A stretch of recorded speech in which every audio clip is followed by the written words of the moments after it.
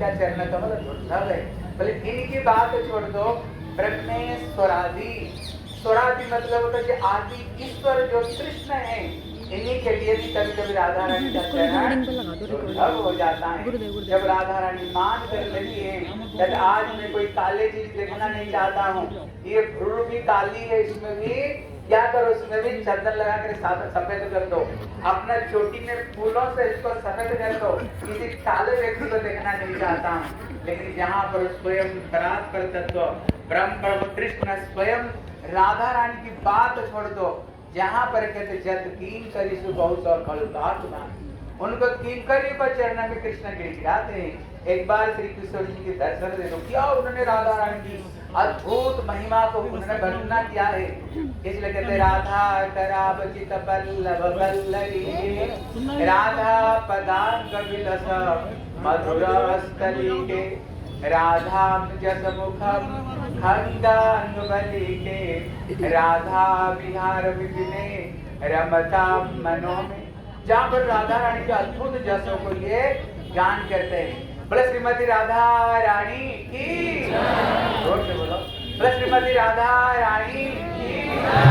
इसलिए गुरुपाद में कहा करते थे, बिल्लो मंग हमारे श्री कवि जयदेव, जब राधा रानी उन्होंने जो लिखा स्मर गरल खंडनम मम शिरसि मंडनम देहि पद पल्लव मुदारम, जब उन्होंने देखा कैसे श्याम सुंदर राधा रानी मान करने पर अपना मयूर मुकुट अपना बंसुरी को उतार करके श्री राधा रानी के चरणों में रख लेते हैं। लेकिन जिसको देख करके श्री कवि जयदेव जिसको लिख नहीं सकते, बोले कैसे हो सकता है, जो परम ब्रह्म परात्पर तत्व अनंत कोटि विश्व ब्रह्मांड का नायक है, वो कैसे श्री राधा जी के चरण में इसको कैसे रख सकते हैं, अपना सर को कैसे झुका सकते हैं, वो उन्होंने लिख नहीं सके।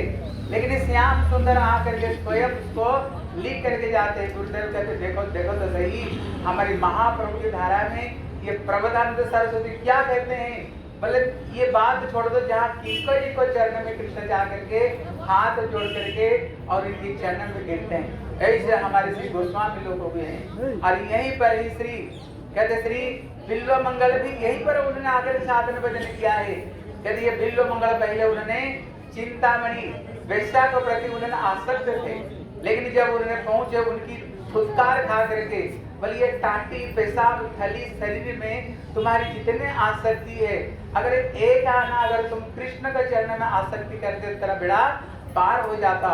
सचमुच से उन्होंने वहां से धक्का खा करके भजने के लिए आए, लेकिन फिर के सेठानी के प्रति आसक्ति हो गई, फिर उसको पीछे पीछे गए। उन्होंने देखा जितने आंख है ना, जितने सारे गड़बड़ का कारण है, इसे न रहेगा बांस और न बजेगी बांसुरी, इसलिए उन्होंने आंख को फोड़ दिया। फोड़ करके वृंदावन आ रहे हैं, इतने में कृष्ण स्वयं ही वहां पर आकर बोले बाबा कहाँ जा रहे हो, बोले वृंदावन जा रहा हूँ। बोले मैं भी वृंदावन जाता हूँ। जिनको स्वयं कृष्ण जिनकी लकोटी को पकड़ करके उन्होंने वृंदावन धाम में ले आए, यहीं पर ले आए, यहीं पर उन्होंने साधन भजन किया। साधन भजन करते करते जब श्री श्याम सुंदर उनको दर्शन देना चाहते हैं, लेकिन वो तो अंधे आंख तो खोल दिए। इतने में स्वयं राधा रानी को साथ में श्याम सुंदर आते हैं, आ करके राधा रानी जान पूछ करके वो किसको कहते बिल्लो मंगलो कहते हैं, बोले देखो ये जो अंधे बाबा है ना बड़ा गड़बड़ी है, इनको पास में मत जाओ, फिर चरण पकड़ लेगा तो छोड़ेगा नहीं। मतलब क्या है, बिल्लो मंगलो कह रहे तेरे सामने ठाकुर साक्षात खड़े हैं, तुम चरण को क्यों नहीं पकड़ रहे हो, चरण को तो पकड़ लो। इतने में श्री राधा रानी तो बड़े दयालु बड़ी कृपालु राधा रानी, अब इनकी बात सुन करके राधा जी की कृपा नहीं होगा तो कृष्ण कृपा कैसे मिलेगी। इतने में बिल्लो मंगल ने क्या किया, इतने में उन्होंने श्री श्याम सुंदर को चरणों को पकड़ लिए। श्याम सुंदर कहते हैं अरे अंधा मेरे पैर पकड़ लिया, चरणों को छोड़, मेरे चरणों को छोड़ दो, मेरे चरणों को पकड़ लिया। इतने में बिल्लो मंगल क्या कहते हैं, बोले देखो भले ही तुमने मेरे से चरणों को छुड़ा करके चरणों को छुड़ा करके मेरे से ले सकते हो, लेकिन मेरे हृदय में जो तुम बैठे हो तभी तेरे को मैं पहलवान समझूंगा। अगर तुम मेरे हृदय छोड़ कर चले गए हो, हृदय छोड़ कर चले गए तो मैं समझूंगा तुम्हारे अंदर में पराक्रम है। इसलिए यहीं पर जहाँ पर कृष्ण उनको दर्शन दिया और यहीं पर ही कृष्ण की जो वृक्षों को देख रहे हो, ये वृक्ष अभी का समय नहीं है, ये वृक्ष सत्ययुग का वृक्ष है। इसलिए जिस समय श्री गरुड़ जी कद्रु कि अभिशाप से उन्होंने अपना माता को विनता को दासीपने से मुक्त करना चाहते थे। इसलिए इतने में भले कद्रू जी को पूछे, बताओ कैसे मेरे माँ को तुम दासीपने से मुक्त करोगे?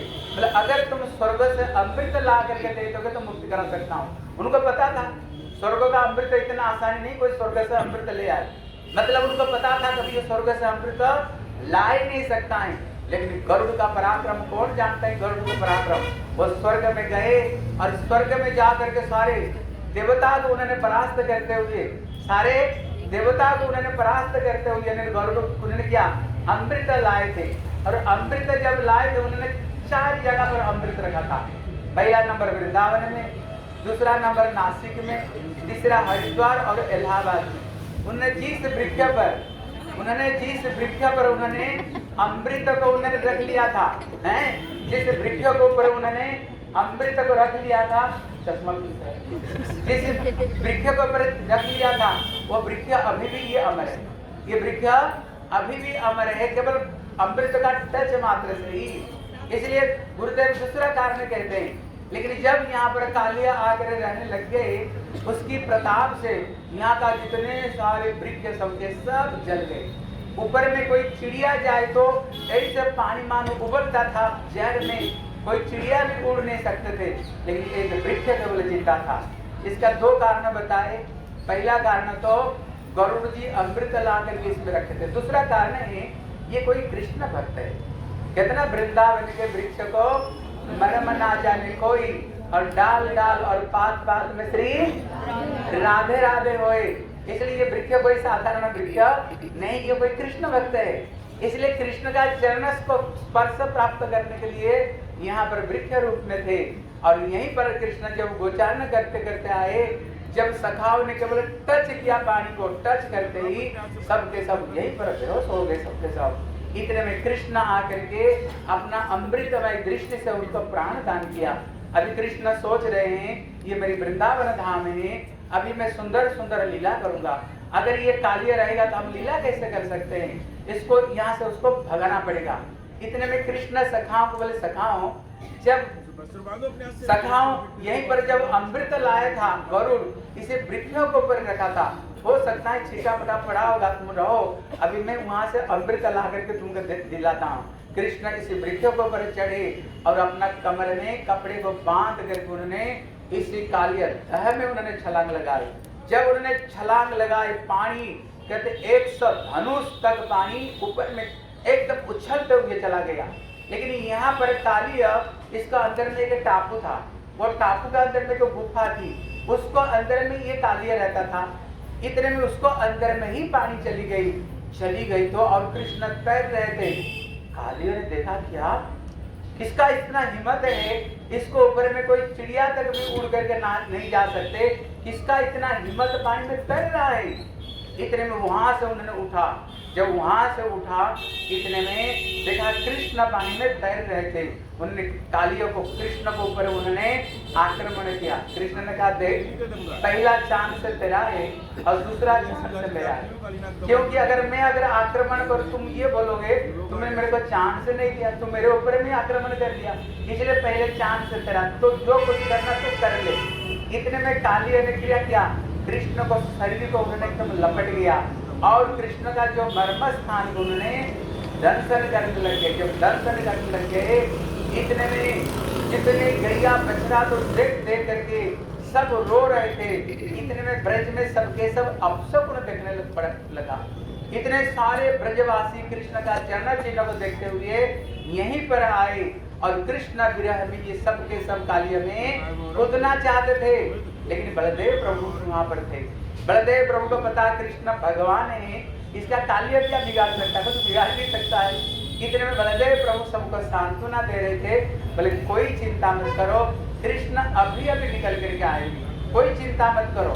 इतने में बलदेव प्रभु कृष्ण को बोले, कृष्ण क्या कर रहे हो, आज तो खेलना है ना। कृष्ण तो खेल रहे थे कालिया से, बोले खेलना है ना, अरे मेरा एक स्वरूप अनंत देव है, मेरा स्वरूप एक अनंत देव, खेलना तो तुम अनंत देव के साथ में खेलना, ये क्या सड़े गले एक सांप के साथ में खेल रहे हो।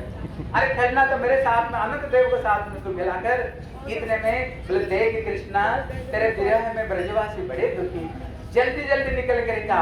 इतने में कृष्ण अपना शरीर को उन्होंने फुलाया, जब फुलाया उसका जो हड्डी तो एकदम पूरा एकदम टुकड़े टुकड़े, उसका हाथी पसीना के टुकड़े टुकड़े होने लग गया। जब धीरे धीरे इतने में कृष्ण छोटे बन करके फिर उन्हें निकल करके आ गए और कालियों को सर के ऊपर बैठी चढ़ करके, उसको था सब फण था, उसका सब फण था, एक फण से दूसरे, दूसरे से तीसरे, तीसरे से चौथे, जो फण को उठाए उसी फण को पर कृष्ण प्रहार करते थे, उसी प्रहार करते थे। इतने में स्वर्ग से सारे देवता लोग उतर करके आ गए और देवता लोग उतर कर आ करके कृष्ण बड़े सुंदर नृत्य कर रहे थे और देवता लोग भी सूरदास वर्णना करते हैं। देवता लोग भी बड़े सुंदर रूप में वाद्य बजा रहे थे। क्या बोल रहे थे? बोले तांडव गति मुंडन पर नाचत गिरिधारी, तांडव गति मुंडन पर नाचत गिरिधारी, पम पम पम पद पद गत पम पम पम पम ऊपर भीग भीग भीग भीनत करत नाग बधु, तांडव गति मुंडन पर नाचत गिरिधारी, तांडव गति मुंडन पर नाचत गिरिधारी।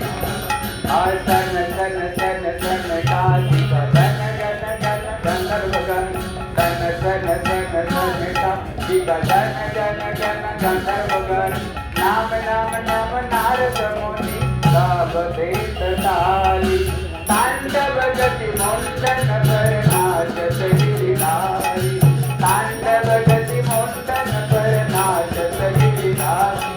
बम बम बलिहारी, बोला कालिया नंदन भगवान की। इतने में सारे देवता लोग जब सबके सब बाजे बजा रहे थे, इतने में शंकर जी ने बोला प्रभु धन्य, आप तो धन्य हो। पहले तो मैं सोच रहा था मेरा नाम नटराज है, सारे नृत्य कला में मैं निपुण हूँ, मेरे जैसे कोई नाच नहीं सकते हैं, लेकिन प्रभु आज मेरे सारे अभिमान चढ़ना शुरू हो गया है। मैं तो नटराज हूँ, आज से आप नटराज नहीं, आप से आप नटवर हो। नट मतलब शंकर जी, बर मतलब पति है, शंकर जी का जो पति है। क्यों? जब कृष्ण रास कर रहे थे शंकर जी, गोपी बन करके रास लीला में आए। बोले श्री कृष्ण कालिय भगवान की, बोले कालिय नंदन भगवान की। इतने में कृष्ण जब नृत्य कर रहे थे और ऐसे ठोकर मार रहे थे, उसको मुंह से खून की उल्टी हो रही थी। इतने में सोचा हाय रे, मेरी पत्नियां जो कह रहे कि कृष्ण भगवान है, वो भगवान है, क्योंकि मैंने गरुड़ को साथ में भी मैंने युद्ध की, लेकिन वो इतना कुछ बिगाड़ नहीं पाया। लेकिन केवल 5 साल का बालक मेरे सर पर खड़ा हुआ, ऐसे लग रहा है विश्व ब्रह्मांड का सारे भोजन मेरे सर पर आ गया, सचमुच से ये भगवान है। इतने में उसने मन मन में उन्होंने प्रणाम किया। जब मन मन में प्रणाम किया, इतने में दूर से जो नाग पत्नियां दूर से दर्शन कर रही थी, वो सोच रही थी कि तो मर जाए तो अच्छा ही, हाँ ये मर जाए तो अच्छा, क्योंकि एक में तो भजन करता नहीं, फिर हमको भी भक्ति करने के लिए देता नहीं है, भक्ति करता नहीं, भक्ति करने के लिए हमें देता नहीं। ऐसे पति का क्या जरूरत है? कितना जिनके प्रिय ना राम वेदही तेजी कोटि वैर समझते भी परम नहीं। भले ही जितने प्रिय पात्र क्यों नहीं हो, अगर भगवान की भक्ति से अगर कोई विरुद्ध है तो भैया ऐसे पति को, ऐसे गुरु को, ऐसे भाई को कोई जरूरत नहीं, मर जाए तो अच्छा है। इतने में लेकिन जब खून से मुंह से खून निकलने लग गया और उन्होंने दूर से देखा, ये मन मन में शरणागत हो गया है। देखा भैया ऐसे पति रहना चाहिए, जो हमें भगवान की भजन करे, जो भगवान की भजन में हमें मदद करे, ऐसे पति रहना चाहिए। क्योंकि कालिया नाग देखने में बड़ी सुंदर, बड़ी प्यारी थी। अब देखना कोई अगर स्त्री देखने में बड़ी सुंदर हो, उसका पति कम उम्र में मर जाए, फिर क्या होगा? दूसरे व्यक्ति उसके ऊपर में कुंठ दृष्टि डालना शुरू कर देते हैं, दूसरे आकर के उसके ऊपर आधिपत्य को विस्तार करते हैं। इसलिए उन्होंने देखा कालिया पत्नियां बड़ी सुंदर थी, कहते अगर हम पति चले जाएगा तो फिर दूसरा आकर क्या करेगा? हमारे ऊपर में फिर आक्रमण करेगा। इसलिए अगर पति रहे, अगर भजन कर रहा है, बस दोनों पति पत्नी मिलकर के गोविंद की भक्ति करनी चाहिए। इसलिए उन्होंने आ करके बड़ी सुंदर उन्होंने स्तुति करती हैं। कहते हमारे पति ने ऐसे कौन सा तपस्या की है, क्योंकि बलि महाराज ने जब भजन की भगवान का केवल एक चरण को उन्होंने प्राप्त किया। शंकर की तपस्या करते हुए चरण नहीं, केवल चरण की चरणामृत को उन्होंने धारण किया। लेकिन हमारे पतिदेव ने पूर्व जन्म में इसे कौन सा तपस्या किया, एक एक चरण नहीं, काली और नहीं चाहने पर भी कृष्ण का चरणों को अपना सर पर हटाना चाह रहे था, लेकिन कृष्ण क्या कर रहे थे, जोर जबरदस्ती उसके सर के ऊपर में प्यार को रख रहे थे। कहते उन्होंने ऐसे कौन सा तपस्या की पूर्व जन्म में, एक एक चरण नहीं, जिनके सर पर ठाकुर जी दो चरण रखे, जिनके सर पर ठाकुर जी दो चरण रखे। इसने ऐसे कौन सी तपस्या की, बोले कारण है पूर्व जन्म में उन्होंने संतों का चरणामृत को उन्होंने सर पर धारण किया था, इसी वजह से ठाकुर जी दो चरण को दिया। अभी प्रश्न करते हैं, भैया कालियानाग तो बड़ा दुष्ट था कालियानाग, अरे इनके हृदय में कृष्ण के प्रति भक्ति कैसे आ गई? उसका दूसरा कारण श्री विश्वनाथ चक्रवर्ती ठाकुर कहते उनका जो पत्नियां थी कृष्ण भक्त की, इनको बीच बीच में कृष्ण की कथा सुनाया करते थे। जब कृष्ण कथा सुनाया करते थे, मानो कि जो कृष्ण कथा सुनाना उसके हृदय में ये बीज जैसे बपन हो गया था। लेकिन उसका जो हृदय था उसको क्या बंजर, उसका हृदय था बंजर हृदय था, क्योंकि हृदय में भगवान प्रति विद्वेष था। लेकिन जब कृष्ण का चरण उनके सर पर आए, कृष्ण का चरण स्पर्श होते ही भैया जी चरण को पाने के लिए ब्रह्मा शंकर उद्धव नारद भी प्रार्थना करते हैं, अगर वो चरण किसके सर पर रखेंगे कल्याण होगा नहीं, कल्याण होएगा ही। इसलिए इनके सर पर चरण रखते ही इनको जो उसर मतलब जो बंजर हृदय था, अपने आप इनके हृदय में जैसे अंकुर हो गया, दो पत्ते हो गए, फिर इसमें टहनियां, उसमें दो पत्ते थे, वो लता बढ़ते बढ़ते कहाँ पर पहुंच गया, कृष्ण की चरण कमल में जाकर लता पहुंच गया। इसलिए उसका हृदय क्या हुआ, इसका हृदय इसकी परिवर्तन हो गया। परिवर्तन होने पर उनकी पत्नियों ने अपना बच्चों को लेकर के सामने प्रार्थना की। इतने में कृष्ण का देखो इसको मैं मारूंगा, क्योंकि तुम लोग मेरे भक्त हो, इसका मारूंगा नहीं, लेकिन इसके हृदय में जो अभिमान है, इसके हृदय में जो अहंकार है, वो अहंकार को मैं तोड़ रहा था, इसको मैं मारूंगा नहीं। बोले जाओ एक काम करो, तुम यहाँ रह नहीं सकते हो, यहाँ से चले जाओ, रमण के पीछे चले जाओ। बोले वहाँ पर गरुड़ जी है, हमको मार डालेगा। बोले कोई चिंता नहीं, मेरा चरण छाप है, इसको देख कर गरुड़ मारेगा नहीं, तुमको फिर प्रणाम करेगा। इतने में कालिया ने यहाँ पर जो बीच में एक टापू था, वहाँ पर बैठा करके उनको सुंदर अभिषेक किया, शरीर में अगुर चंदन कर्पूर लगाए, और जो कौस्तुभ मणि एक था, जो कि था ये कालियों के पास में, उन्होंने कौस्तुभ मणि प्रदान की, और दे करके फिर उन्होंने कालिया ने फिर कृष्ण को ला करके उन्होंने किनारे में छोड़ दिए। फिर कृष्ण सबको साथ में मिलकर के फिर अपना ब्रज में गए। इसलिए जो स्थली है, ये स्थली अत्यंत दुर्लभ स्थली है। कृष्ण यही पर ही कालियों को सर पर नृत्य की थी। हमारा हृदय भी क्या है, अभी दूषित है। क्यों? जैसे यहाँ पर आकर के कालिया ने दूषित कर दिया, हमारे हृदय में भी अनर्थ का 100 वृत्ति है, हमारे हृदय भी दूषित हृदय है। लेकिन ये सही कैसे होगा? अगर कृष्ण स्वयं हमारे हृदय में अगर छलांग लगाए और अपना चरण की ठोकर से हमारे हृदय में जो अपराध है, काम क्रोध लोभ को अगर ठोकर मार कर भागा दे, तो एक दिन हमारे हृदय जैसे कृष्ण का ये स्थली कृष्ण का क्रीड़ा भूमि बन गया, हमारे हृदय भी एक दिन कृष्ण का क्रीड़ा भूमि बन सकते हैं। इसलिए हम यही कृष्ण को प्रार्थना करते हैं, कभी हमारे हृदय में भी छलांग लगाए, हमारे हृदय में भी आए, और सारे को हटा करके हमारे हृदय को भी अपना लीलास्थली बना दें। वांछा कल्पतरुभ्यश्च कृपा सिंधुभ्यश्च पतितानां